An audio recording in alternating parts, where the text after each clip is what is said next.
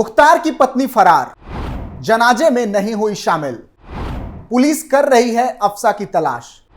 UP police ने रखा 50,000 का इनाम। माफिया मुख्तार अंसारी की मौत हो चुकी है। उसे गाजीपुर के कालीबाग में दफनाया जा चुका है।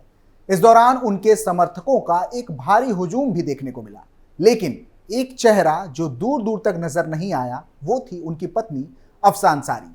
इसके साथ ही उनका बेटा अब्बास अंसारी भी जनाजे में शामिल नहीं हो सका, जो फिलहाल कासगंज जेल में बंद है। लेकिन हैरानी की बात यह है कि आखिर अफसा अंसारी मुख्तार के जनाजे में शामिल क्यों नहीं हुई। परिवार पर इतना बड़ा दुख, लेकिन अफसा इन सब से दूर कहीं छुपी बैठी है। पर क्यों? बात होगी आज की स्पेशल स्टोरी में। नमस्कार, मैं रोहित कुमार, आप देख रहे हैं कैपिटल टीवी उत्तर प्रदेश की स्पेशल स्टोरी।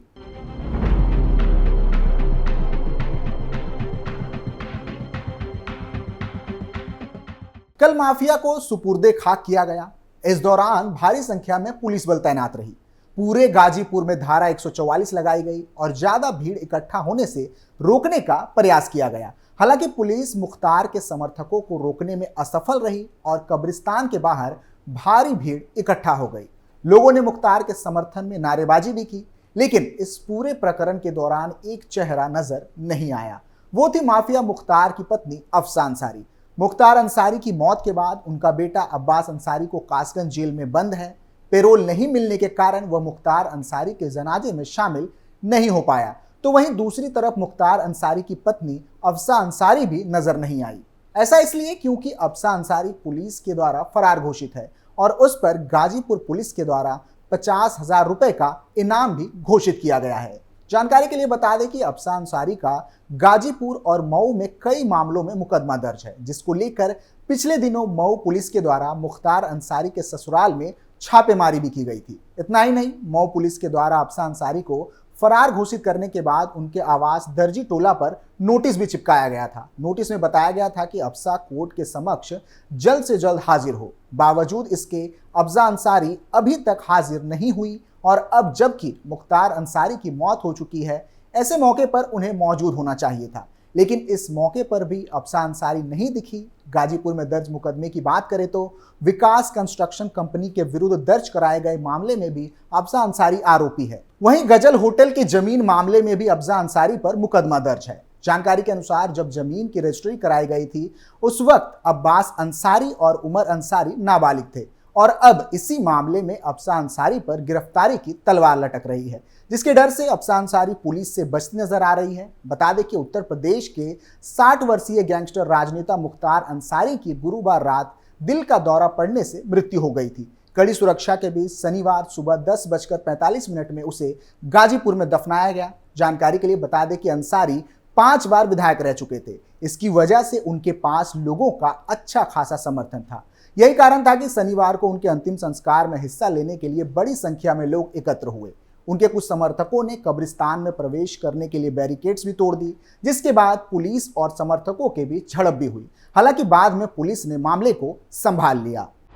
परिवार पर दर्ज है 101 केस। मुख्तार अंसारी समेत उसके परिवार पर 101 केस दर्ज है। अकेले मुख्तार अंसारी पर कई जिलों में हत्या के 8 मुकदमे समेत 45 मामले दर्ज थे और वो बांदा जेल में बंद था। भाई अफजाल अंसारी पर 7 मामले, भाई सिकबुतुल्ला अंसारी पर 3 केस, मुख्तार अंसारी की पत्नी अफजा अंसारी पर 11 मुकदमे, तो वहीं बेटे अब्बास अंसारी पर 8, तो छोटे बेटे उमर अंसारी पर 6 केस दर्ज थे। मुख्तार अंसारी की बहू निखत पर 1 मुकदमा दर्ज है। अफसा पर गाजीपुर कोतवाल, मोहम्मदाबाद कोतवाली, नंदगंज, मऊ, लखनऊ में भी कई आपराधिक मामले दर्ज हैं। अफजा अंसारी पर कोतवाली थाना क्षेत्र में 406, 420, 386, 506 के तहत मामला दर्ज है। अफसा पर गजल होटल लैंड डील के अलावा नंदगंज में सरकारी जमीन को कब्जा करने का भी आरोप है। पुलिस रिकॉर्ड में अफजा अंसारी IS 191 गैंग की सदस्य के तौर पर चिन्हित है।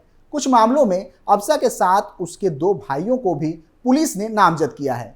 पुलिस ने अफसा की तलाश में कई स्थानों पर छापेमारी की, लेकिन नतीजा बेअसर रहा। इसके चलते अफसा पर घोषित इनाम की राशि को बढ़ाकर 50,000 रुपए कर दिया गया है। वहीं मुख्तार की बात करें तो मुख्तार अंसारी ने उत्तर प्रदेश में अपराध के बाद राजनीति की दुनिया में कदम रखा था। गैंगस्टर से राजनेता बना और हत्या से लेकर जबरन वसूली तक के आपराधिक मामले दर्ज किए गए। विभिन्न राजनीतिक दलों के टिकट पर 5 बार विधायक चुना गया। मुख्तार अंसारी का 1963 में एक प्रभावशाली परिवार में जन्म हुआ और उसने खुद का गिरोह खड़ा किया। उसके बाद सरकारी ठेकों पर कब्जा जमाना शुरू किया, चंद समय में माफिया के रूप में पहचान बना ली और अपराध की दुनिया में प्रवेश कर लिया। अपराध से उसका जुड़ाव 1978 में ही शुरू हो गया था। तब अंसारी सिर्फ 15 साल का था। कानून के साथ उसका पहला बार सामना तब हुआ जब वह गाजीपुर के सैदपुर थाने में आपराधिक धमकी की एफआईआर दर्ज कराई गई। करीब एक दशक बाद 1986 में वो ठेका माफिया मंडली में एक जाना पहचाना चेहरा बन चुका था। तब तक उसके खिलाफ गाजीपुर के मोहम्मदाबाद पुलिस स्टेशन में हत्या का एक और मामला दर्ज हो चुका था। अगले दशक में मुख्तार अंसारी अपराध का एक आम चेहरा बन गया। उसके खिलाफ गंभीर आरोपों के तहत कम से कम 14 और मामले दर्ज किए गए। हालांकि उसका बढ़ता आपराधिक ग्राफ राजनीति में एंट्री पाने में बाधा नहीं बन सका। जेल में रहकर 3 बार जीता चुनाव। मुख्तार अंसारी पहली बार 1996 में मऊ से बहुजन समाज पार्टी के टिकट पर विधायक चुने गए थे। उसने 2002 और 2007 के विधानसभा चुनावों में निर्दलीय चुनाव लड़ा और इसी सीट पर जीत हासिल की। 2012 में उसने कौमी एकता दल लॉन्च किया और मऊ से फिर से जीतकर वापस आए। 2017 में वो फिर से मऊ से जीता। 2022 में उसने अपने बेटे अब्बास अंसारी के लिए सीट खाली कर दी। अब्बास ने इस सीट पर सोहेल देव भारतीय समाज पार्टी के टिकट पर जीत हासिल की। सुभाषपा के अध्यक्ष ओम प्रकाश राजभर हैं और इस समय वो यूपी सरकार में मंत्री हैं। 2022 के वक्त राजभर और सपा ने अलायंस में चुनाव लड़ा था। मुख्तार 2005 से जेल में था और उसने 2007, 2012 और 2017 का चुनाव जेल में रहकर ही जीता था। मुख्तार करीब 19 साल से जेल में बंद था। 2005 में उसने मऊ दंगे में नाम आने के बाद सरेंडर कर दिया था। उसके बाद से मरने तक यानी कि 28 मार्च 2024 तक मुख्तार अंसारी यूपी और पंजाब की अलग अलग जेलों में बंद रहा। 2005 से उसके खिलाफ हत्या समेत 28 आपराधिक मामले और यूपी के गैंगस्टर अधिनियम के तहत 7 मामले दर्ज हुए। उसे सितंबर 2022 से 8 आपराधिक मामलों में दोषी ठहराया गया और अलग अलग अदालतों में 21 मामले विचाराधीन हैं। 2 बार हुई उम्र कैद की सजा। मुख्तार को हाल ही में करीब 37 साल पुराने केस में सजा सुनाई गई थी। उसे फर्जी तरीके से हथियार का लाइसेंस हासिल करने का दोषी पाया गया था। इस केस में एमपी एमएलए कोर्ट ने अंसारी को आजीवन कारावास और 2.2 लाख रुपए के जुर्माने की सजा सुनाई थी। पिछले 18 महीनों में यूपी की अलग अलग अदालतों द्वारा यह 8वां मामला था जिसमें मुख्तार को सजा सुनाई गई और दूसरी बार उसे आजीवन कारावास की सजा मिली। गैंगस्टर एक्ट में 10 साल की सजा। इससे पहले 15 दिसंबर 2023 को वाराणसी की एमपी एमएलए कोर्ट ने मुख्तार को सजा सुनाई थी। मुख्तार को बीजेपी नेता और कोयला व्यापारी नंद किशोर रुंगटा के 22 जनवरी 1997 को अपहरण और हत्या से जुड़े मामले में 5 साल और 6 महीने की सजा मिली थी। 27 अक्टूबर 2023 को गाजीपुर एमपी एमएलए कोर्ट ने 2010 में उसके खिलाफ दर्ज गैंगस्टर एक्ट के मामले में 10 साल के कठोर कारावास और 5 लाख रुपए का जुर्माने की सजा सुनाई थी। अवधेश राय हत्याकांड में आजीवन कारावास। 5 जून 2023 को वाराणसी की एमपी एमएलए कोर्ट ने पूर्व कांग्रेस विधायक और वर्तमान यूपी कांग्रेस अध्यक्ष अजय राय के बड़े भाई अवधेश राय की हत्या के मामले में मुख्तार को आजीवन कारावास की सजा सुनाई थी। 3 अगस्त 1991 को जब अवधेश और उनके भाई अजय वाराणसी के लहुराबीर इलाके में अपने घर के बाहर खड़े थे तब उन्हें गोलियों से छलनी कर दिया गया था। जेलर को धमकाने के आरोप में भी सजा।